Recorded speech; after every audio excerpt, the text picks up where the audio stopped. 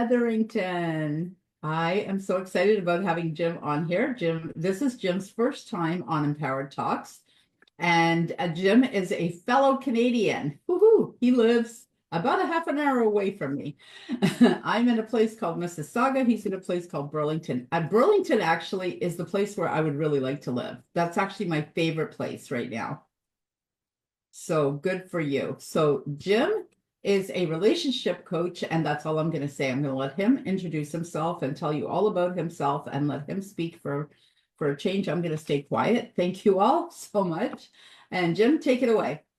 All right. Well, thank you, Marianne. I appreciate the invitation, and what a great day to be able to join in. I was listening to you talk a little bit about how it's your favorite day, Valentine's, because it's not just about expressing it with a partner, it's expressing love generally. And I was thinking about, and I often think about this song with Tina Turner saying way back in the day, "What's love got to do with it?" Well, love's got a lot to do with it, and love has more to do with things than we give it credit for. We so often we separate business and our personal lives. We don't think that love needs to enter into our business world. We don't think that love needs to enter into the contracts and negotiations. We don't think that, but here's the deal. To the degree that you love yourself, you're able to love others. To the degree that you can love others, you can support them in ways beyond your imagination. But love has everything to do with it. I used to live in a place where I kept both those worlds separate. My business world was all about business. I ran a renovation construction company for 30 years, among other things. But I was all about business, all about doing that.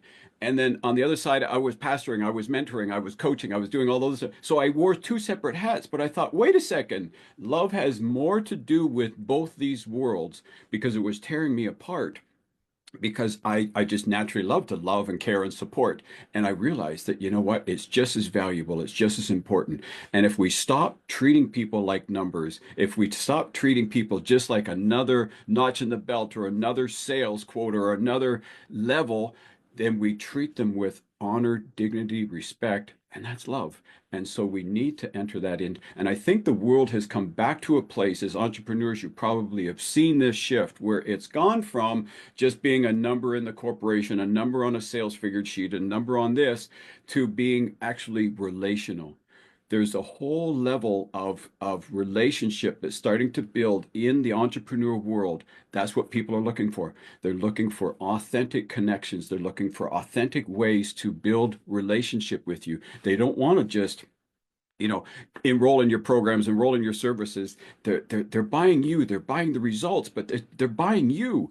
And so that's what we need to remember as we enter into this. So I want to talk a little bit about love. I was thinking about a man who stood up on his wedding day and he said to his bride, "I love you. And if that ever changes, I'll let you know." Now I could imagine, I just saw Marianne's eyes just light up. I'm thinking, you know what? That would not fly with any woman in the world. Just say, tell me on my wedding day and don't tell me ever again. That would be kind of like buying a plant, setting it on your counter at home and not nurturing it, not watering it, not putting it in sunshine and expecting it to be just as vibrant. Yet we do that with love. We do that with relationships. We do that with friendships. We do that with our partners. We do that with business associates and clients. We expect the vibrancy to stay there without investing in it. So I want to encourage us today that we need to invest in love. And here's a couple ways that we can do that. One is share the expectations you have around love, around the relationship. A lot of relationships are stressed at any level, whether it's business, personal relationships, or romantic relationships. They're stressed because expectations are never talked about. We expect other people just to know what we want. We expect them to get into our brain, read our minds, and know exactly what we want and what we expect without telling them. So without sharing our expectations, it's like us holding our breath and expecting the other person to pass out. It's just not going to happen. It needs to be conveyed. It needs to be shared. And here's three levels, three ways that I teach on expectations. One is unrealistic expectations. Are the expectations you have in this relationship, whether it's business, whether it's a friendship, whether it's romantic, is it realistic? Is it realistic that they can actually achieve that level? Can actually get there? Oftentimes we enter into relationships and we have an unrealistic value, an unrealistic approach to that relationship. And like I said, unless we convey it, unless we talk about it, unless we express it, we can't really gauge whether it's realistic or not realistic. Most people, like a lot of people entering into marriages today, don't have a realistic view on what could be expected financially. You might have an expectation of living in a $5 million home when you can only afford a $500,000 home. And unless you really start to talk about those expectations, you'll never know if they're achievable. And they may be achievable down the road, but they might not just be achievable now. So looking at relationships and talking about those relationships, what's achievable and what is realistic in them. The next one I've already kind of blended into it because it's unachievable expectations. These are the ones that are set so high that you have to be almost Wonder Woman or Superman to achieve them, right? We know and we've heard and we may have experienced relationships like that where the expectations are so high you just cannot achieve them. You cannot do it. It's supernaturally impossible. You're working around the clock. You're taking on extra contracts. You're bending over backwards to help clients and serve clients and so on. It's just unachievable to get that level. And oftentimes these unachievable expectations come from past experiences. You may have been burned in a relationship. You may have been taken advantage of by a client or a boss. You may have all these past experiences that we bring in, and you set the bar up. You say, that will never, ever happen to me again. I am going to expect this in this relationship. I expect this with this contract. I expect my clients to do this. I expect my husband, my wife, I expect my partner to do this. And we set unachievable expectations that nobody could possibly reach in human strength. So looking at those and examining them and saying, is it really achievable? Are these realistic? And the third one is unmet expectations. Unmet expectations will break a relationship quicker than anything because we enter into it and we have an expectation of what we want in the relationship. But if it's not conveyed, if it's not expressed and it's not met, then we begin to withdraw. And we begin to withdraw on different levels because if somebody promises to do something, like an employee or a client or a friend or a partner says, I'm going to do this, I'm going to show up and do this, I promise to deliver this, I promise to come through on this, I'm going to give you this if you achieve this level. And if it's never met, it breaks the fabric of the relationship. And nothing will break a relationship quicker than that.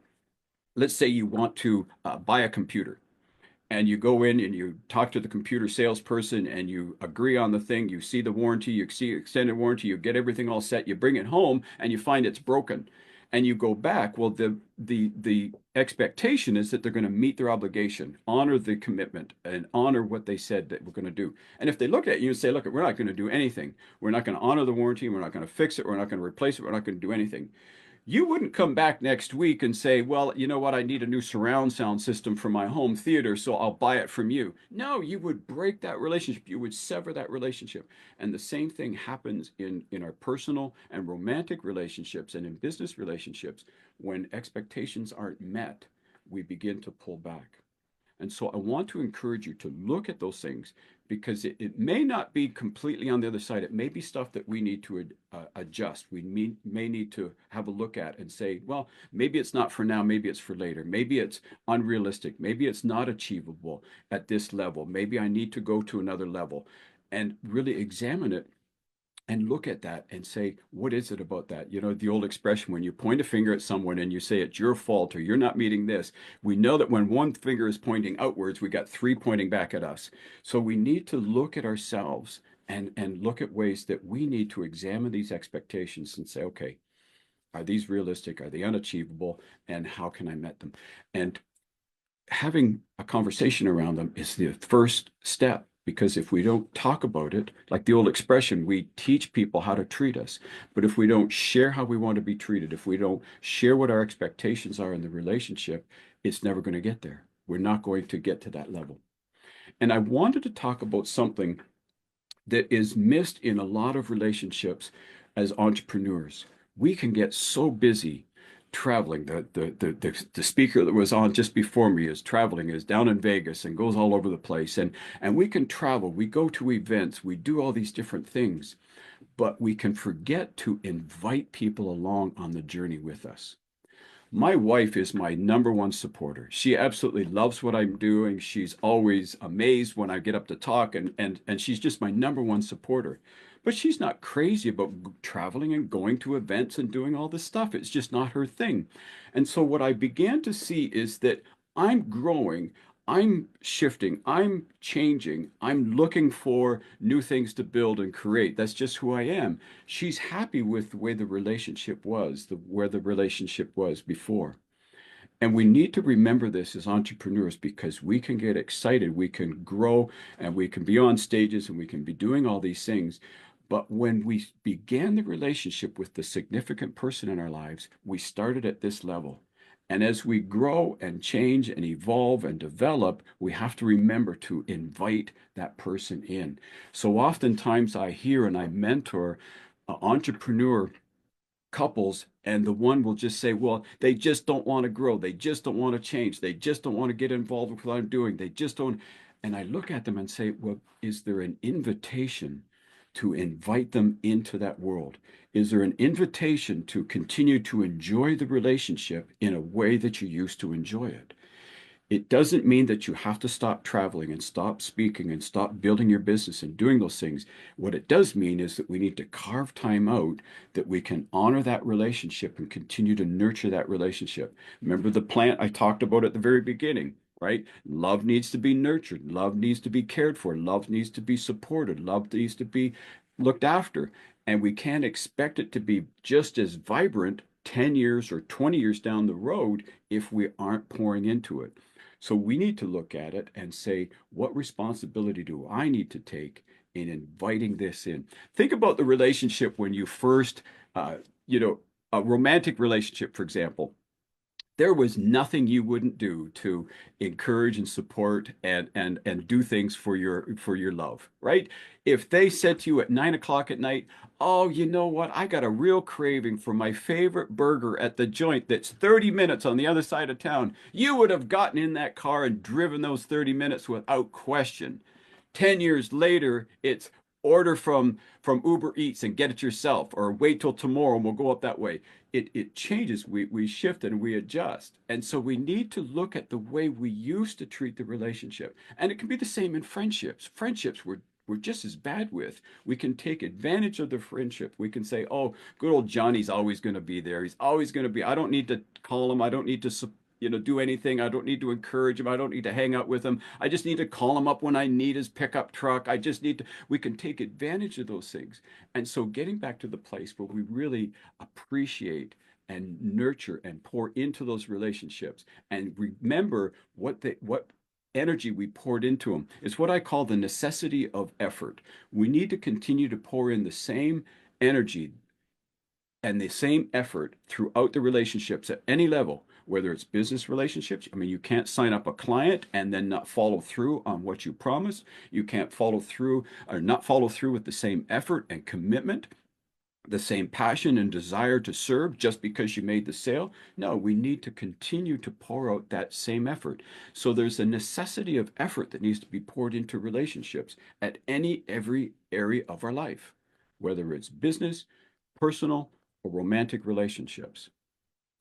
And I think it's really important that we get back to this place of realizing that 20 years in, 30 years in, I've been married for 43 years. I know I look too young to be married that long, but I've been married for 43 years. And I know how much value I need to pour into my wife on a daily basis. I need to continue to nurture that love even after 43 years. It doesn't, could you imagine what a plant would look like after 40 years if I didn't nurture it and take care of it? It would just be dust. It would be nothing. And that's what happens in relationships. But here's the key. We need to look at the way the other person needs to receive love. Don't just think that your best friend or your significant other or a client needs to be cared for or loved the way you need to be loved. We need to discover how they need to be loved, how they need to be supported, how they need to be encouraged. Like my wife, she loves it when if I show up at her workplace with a dozen roses on her anniversary or on her birthday. She loves that display of affection in public where everybody gets to see how much I love and care. If she walked in my office with a dozen flowers, I would say those are terrific and I would put them on to the side. But if she came into my office at the end of the day and said, you know what, I really want you to know how much I appreciate what you're doing, how you pour into our relationship and how you pour into others, that speaks volumes to me. So our responsibility is to discover how the other person needs to be has love expressed to them. Can't be like that guy on the wedding day that I talked about at the beginning, standing up at the beginning of the marriage and saying, "I love you, and if that changes, I'll let you know." That doesn't fly. That doesn't work. We need to continue to nurture love. So on a day when we're honoring love, I want you to look at the expectations around that because there can be unrealistic expectations and unachievable expectations placed on this day alone. And it's put there by marketing people saying that you need to buy diamonds, that you need to do all these crazy things. My wife, she loves going out to fancy restaurants, but she would far rather go out a week before or a week after, rather going to a fancy restaurant, paying 3 times as much for the same meal. It would absolutely drive her crazy. And as much as that would make me feel good that I'm taking my sweetie out on Valentine's Day and paying 3 times as much for a meal, inside she's eating this meal going, I resent eating this meal because it's costing us so much. We could have just so much more fun if we would have done it another day.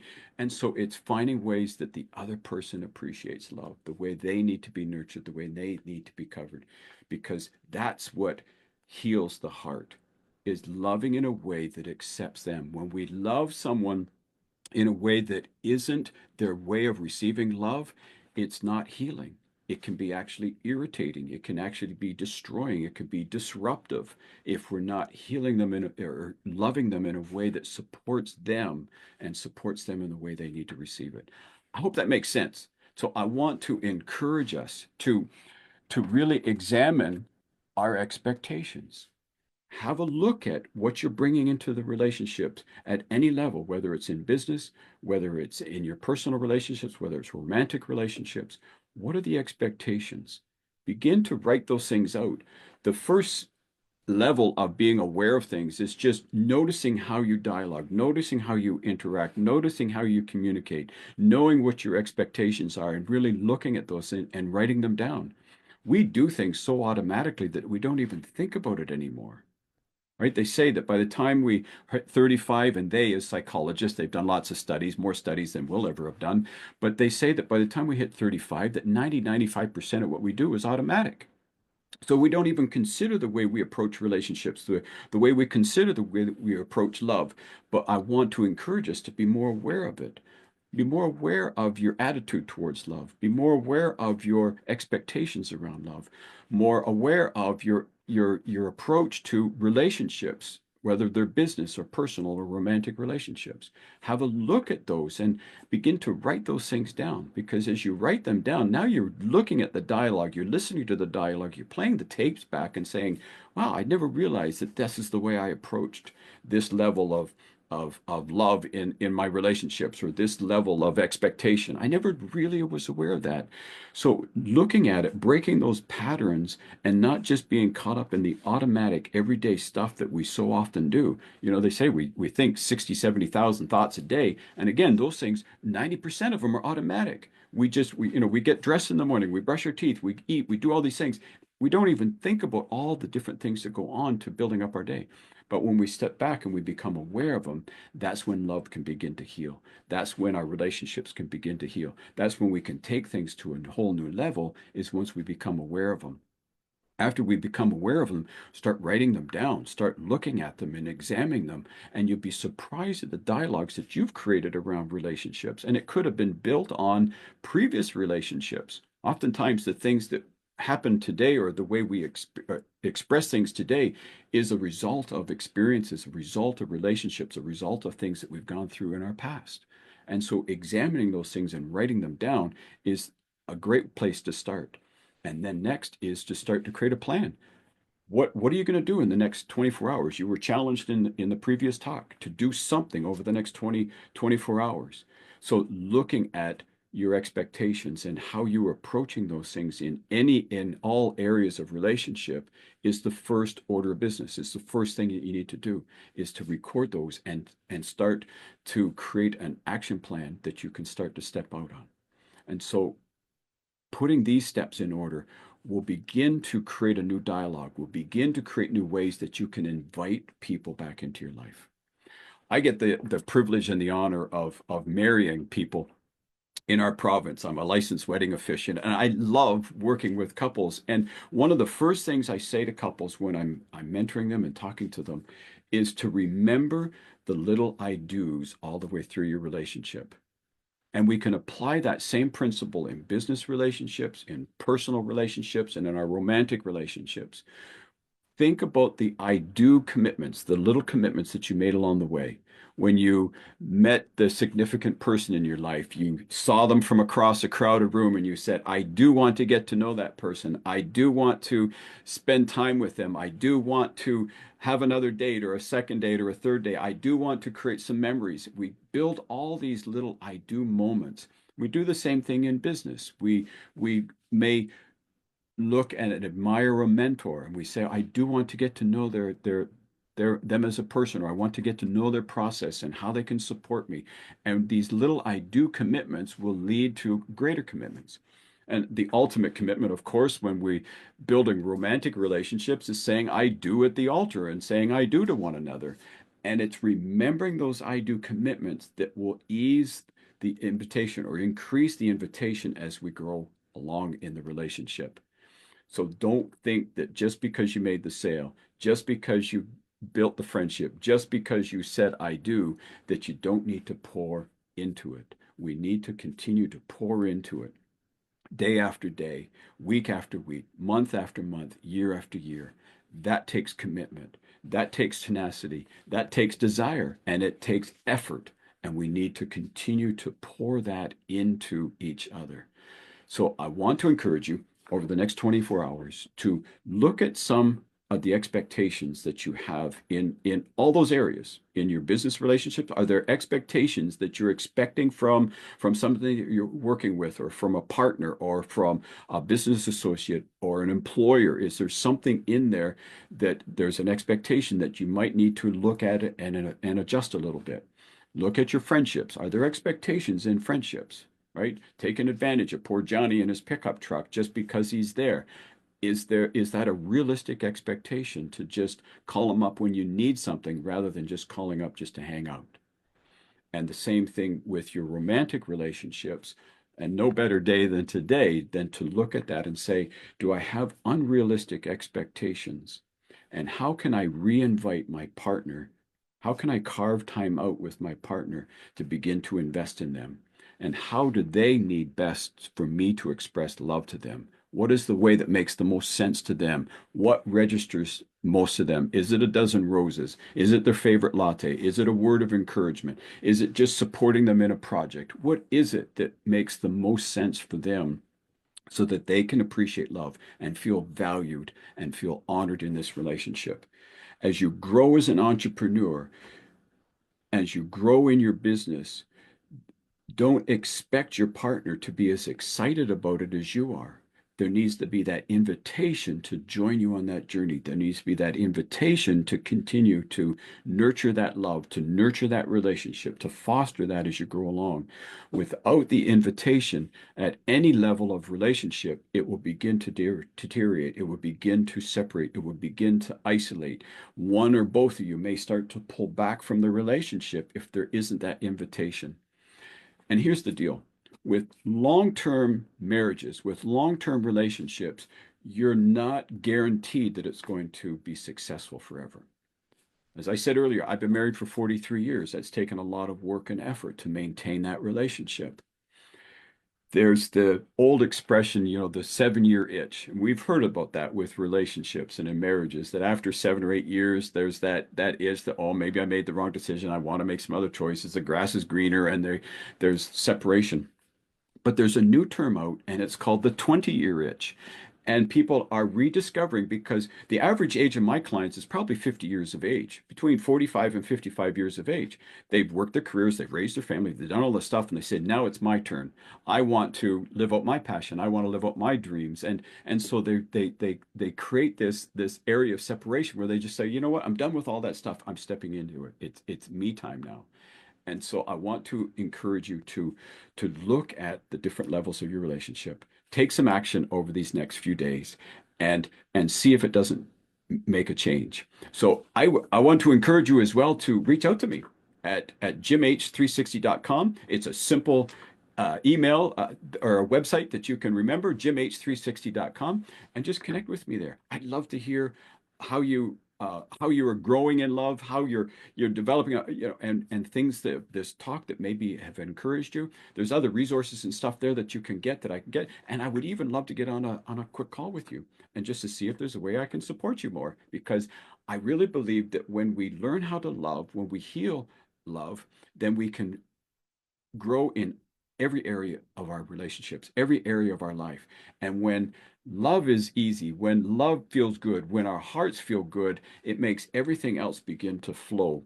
It makes everything else fall in place, because now we're not stressed. We're not going in with anxiousness. We're going in with a free heart, and we're able to serve in all the different areas of our life. So I've enjoyed our time sharing together, and I really appreciate this opportunity, Marianne. Jim, thank you so much. And I also know that you have to, I believe you have to go marry someone today. I do, yeah. I get to do a wedding ceremony tonight at dinner time. So it's going to be so exciting to do a wedding ceremony on Valentine's Day. I know it's the best time, right? I actually did get my license, so I can also marry people Yeah. in area if I'd like to. I just have never gone that route, but maybe one day. I love it. I mean, what's more beautiful than bringing, helping, being a part of bringing two people? That's right. I mean, it's the most exciting day and the most fun day, and I just love saying, "By the authority given me by this province," I just love that line. It's my favorite line in the whole world to do that. So yeah, I'm excited to do that later today. I love it. Thank you so much for taking time out of your crazy busy day and doing that for us. So I hope you have a beautiful Valentine's Day. And yes, it's so important. I mean, it's funny because I'm a part of I just did the level 5 bank code, a code breaker thing with the personalities. And we talked actually about that particular scene where the guy says, I told you I loved you. If anything changes, I'll let you know. And I'm like, yeah, that's not enough. That ain't gonna fly. 25 years later and still nothing. No, no. That's right. This Yeah. makes a difference. And I don't care what anybody says. If you're in love, even if it's with yourself, which should be the biggest celebration in the world, anyways, you feel good. And when you feel good, good things come to you and you don't have to struggle so much. And life is fun and life should be fun. Like everyone's like, wow, you work a lot. And I go, I do, but I love my job. And Yeah. I don't even, I hate, like, it's weird coming out of my mouth saying, I love my job because I don't really consider it a job. I consider it something God made me to do. Yeah, that's right. Yeah. Yes. So thank you again so much. Oh, you betcha. And you hit the nail on the head of just sharing those things, expressing those things, speaking them out. That's healing, and it's empowering in its own, just sharing them. And as guys, we don't get that. We need to share more. Guys, listen up, speak more. I'm gonna have you come on as a speaker. I'm gonna do I did just a women's one for the longest time, and I want to do I want to include men. So I'm gonna do a thing where because I've been trying to figure out how am I gonna do this because just time wise, I wanted to do one for men, one for women, and one for everyone. So what I'm gonna do is I'm gonna do one a week for an hour. One week it'll be everyone, then it'll be just women, then it'll be everyone, then it'll be just men. So Mm, I'm gonna get you to come in and maybe speak to the boys and the girls. That's that's It's right. Any listening ear, but you're right. I love it. That's a great idea. so thank you so much and have a You're great welcome. My pleasure. Enjoy the rest of your day. thank you.